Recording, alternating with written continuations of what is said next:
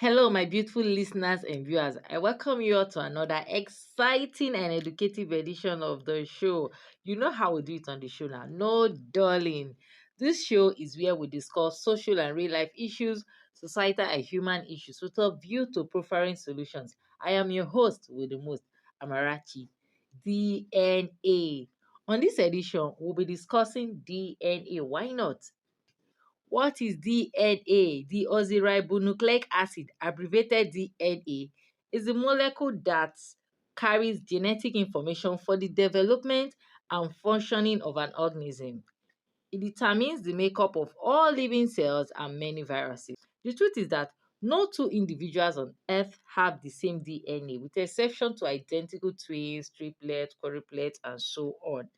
Now, DNA can be used as a tool of investigation. The DNA collected from the crime scene can be used to link a suspect or can also be used to exonerate a suspect from suspicion. In our society of today, there are so many cases of paternity fraud. And one of the ways to curb this menace, yes, it's actually a menace that has eaten deep into the fabrics of our society, is through a DNA paternity test. Now, a DNA paternity test is nearly 100% accurate at determining whether a child belongs to the assigned fathers. Now, so many fathers have come to realize that a child they thought was theirs, a child they've grown to love, a child they've invested all they had to, is not theirs. A child they've trained from infancy to adulthood, and then you're telling this man that the child is not theirs, is actually a very painful thing to experience. There are so many stories that abound in our society of today. I'm going to tell us a quick one. There was this young lady who was dating this young guy. This young guy was not financially buoyant. The guy was still trying to find his feet financially. This same lady was also dating a money bag. She got pregnant and she knew the pregnancy is actually for the young guy who is still trying to find his feet financially. So she pegged the pregnancy to the money bag and he got married. They went ahead to have other children. You know this japa fever in Nigeria, and everybody wants to japa, everybody wants to leave the chores of Nigeria to another country looking for greener pasture. So this family decided to japa.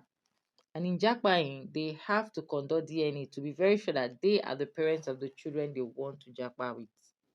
They conducted a DNA test, and the DNA test result shows that every other child belongs to the man, with the exception of the first child. You don't want to know how this ended. It was so messy. When I say messy, it was really, really messy. This is one out of thousands of paternity fraud out there in our society where you hear that all four children, all five children doesn't belong to their assigned father. Imagine the emotional torture. Imagine the psychological torture. Imagine the pain that these men go through. This is something that is avoidable if and only if DNA test was conducted at the point of birth. There has also been cases of hospitals swapping babies at birth. Now, listen to me if you are pregnant. It is advisable that if you're pregnant and it's time for you to deliver, please do not go to the hospital alone. Go with an assistant. The assistant could be your mother or any adult who will be very watchful during your delivery period. Even at that, after a child is delivered, please, if you can afford it, make sure you conduct a DNA test to be very sure that the child being given to you is actually your child. This way, child swapping in some hospitals will reduce or be totally eradicated. At this point, government needs to come in by enacting laws or making laws that state that before being registered on a birth certificate, there should be DNA paternity and maternity test to make sure that the child or children belongs to their assigned father and mother. I understand that DNA testing is quite expensive. It is not something that is affordable for the common man. Government can come in by subsidizing it to make it affordable for people from all walks of life, the super rich, the upper middle class, the lower middle class, the poor, the very, very poor, the poor that even the poor calls poor. So government should make it affordable for all so that at the birth of a child, DNA test is conducted to ascertain if the assigned father and mother are truly and really the parents of the child.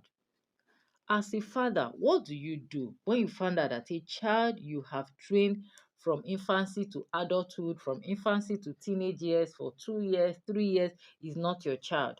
No, we hear stories of how these men kill the women, but that is not the right way to handle it.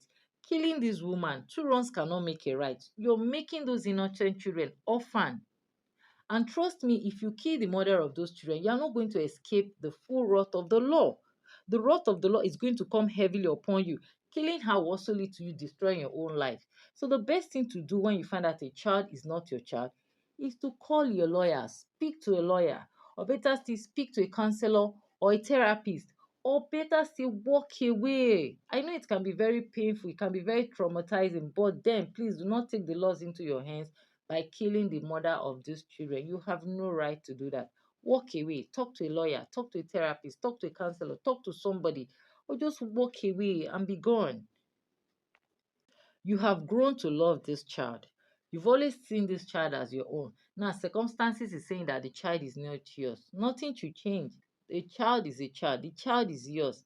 If you truly love the child, if you can, please apply for adoption and legalize that child as your own. I hope you enjoyed the edition of the show. Please, if you're yet to subscribe, hit the subscribe button, like, comment, and share this video. Till I come your way again, my name is Amarachi. I am out. Bye.